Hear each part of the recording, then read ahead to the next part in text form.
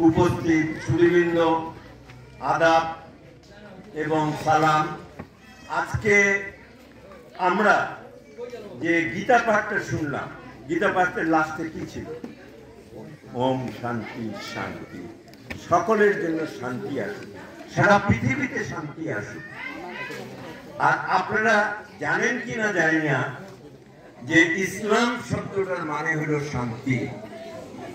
তাহলে আমাদের ধর্মটার মধ্যে তফাৎটা কোথায়? আমরাও শান্তি চাই, আপনারাও শান্তি চান, খ্রিস্টানরাও শান্তি চায়, বৌদ্ধরাও আপনার শান্তি চায়।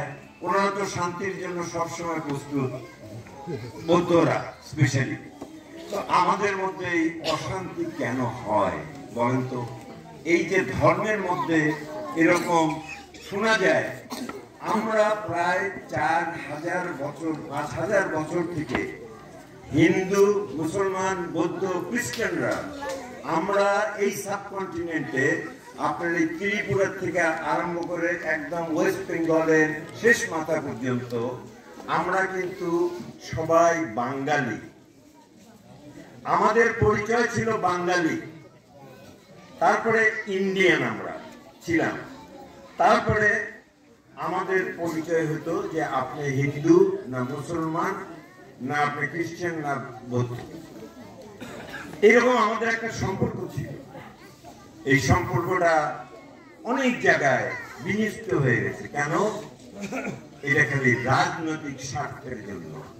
আজকে মানুষ তাদের রাজনৈতিক মানে কি বলবো ফায়দা লোটার জন্য তারা আমাদেরকে এরকম ভাবে ভাগ করে রেখেছে। ধর্মটা হলো আমাদের নিজে, আর পলিটিক্স হলো অন্য জিনিস।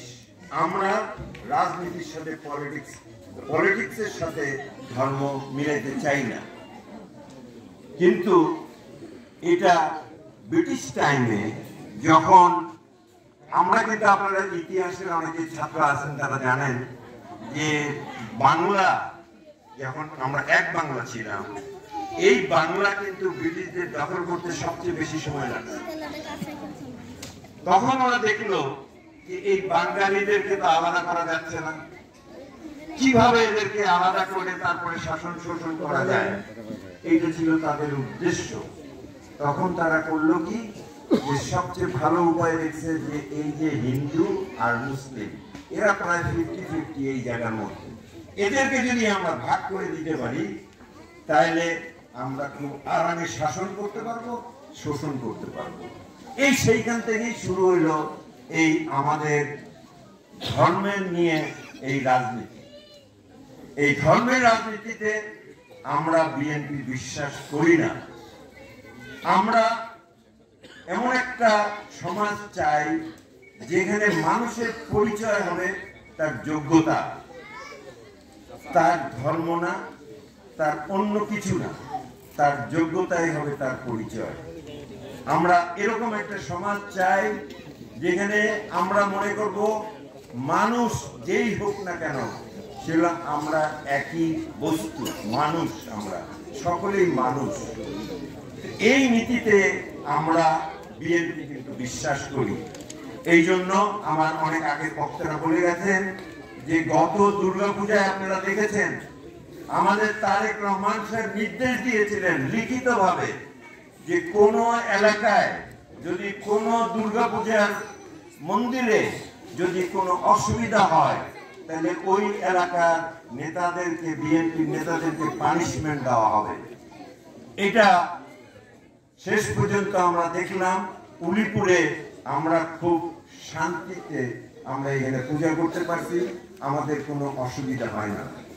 আর আমি বলবো আমার এই বিএনপি পার্টিতে এরকম কোন লোক নাই যে এই বৈষম্য করবে হিন্দু, মুসলমান, বৌদ্ধ, খ্রিস্টানের মধ্যে। আমার মধ্যে তো নাই। আমি তো বিশ্বাস করি আপনারা আমার প্রত্যেকটা প্রতিষ্ঠানে যেতে পারেন, ওইখানে মেধা ছাড়া আমরা অন্য কিছু বুঝি না। আজকে হায়দার কিছুটা বললো, কিন্তু আপনারা দেখেন আমার মরিয়ম আই হসপিটালে আমাদের দেবদুলাল হলো সবচেয়ে বড় সার্জন, তারপরে হলো সুশান্ত, তারপরে সুব্রত, আমি যদি নাম বলতে থাকি আমার এখানে 26 জন স্পেশালিস্ট ডাক্তার আছে আমার ফাউন্ডেশনে, তার মধ্যে প্রায় 20 জন হলো হিন্দু। তা আমি কেন তাদেরকে রেখেছি? আমার মতে যদি ওটা থাকতো যে আমি মুসলমান ছাড়া কাউকে চাকরি দিব না, তাহলে কি আমি দিতাম না। আমরা বিশ্বাস করি যে মানুষের মেধা খুব ইম্পর্টেন্ট। সেই জন্য আমরা এরকম ভাবে আমাদের কোম্পানিতেও বড় বড় যারা আছে বেশিরভাগই আমাদের যারা যোগ্য তারা। আমি খ্রিস্টিয়ান না বৌদ্ধ না হিন্দু না মুসলমান কিছু দেখি না আমরা। সো এটা আমার ব্যক্তিগত কথা বললাম। আমাদের পার্টিরও একই চিন্তাধারা, এবং আমাদেরকে যে যারা ভাগ করে দিয়েছিল আজকে তাদের মধ্যে অনেকেই আজকে নাই। যারা আমাদের এই হিন্দু ভাইদেরকে ব্যবহার করে রাজনীতি করেছে তারা আজকে এখানে কিন্তু নাই আপাতত। তো আমরা সেটা বলছি না, আমরা বলছি যে আপনারা কোনোভাবে রাজনৈতিক ভাবে ব্যবহৃত হবেন না। রাজনীতি আপনার নিজের কাছে রাখেন, ধর্ম আপনার ধর্মের সাথে রাখেন। তো এটাই আমরা বিশ্বাস করি এবং আগামীতে আমরা চাই এটাই যেন আমরা প্রতিষ্ঠিত করতে পারি। আমরা উলিপুরের উন্নয়নের জন্য সবসময় চিন্তা করি, এইসব চিন্তা আমাদের মাথায় থাকেও। আমরা আজকে 22 বছর ধরে আমি উলিপুরে রাজনীতি করছি, কিন্তু আমি কোনো ইলেক্টেড পজিশনে এখন পর্যন্ত যাই নাই, এমপি হইতে পারি নাই, আমি কিছুই হইনি। কিন্তু তবু আমার যে সেবামূলক প্রতিষ্ঠানগুলি আছে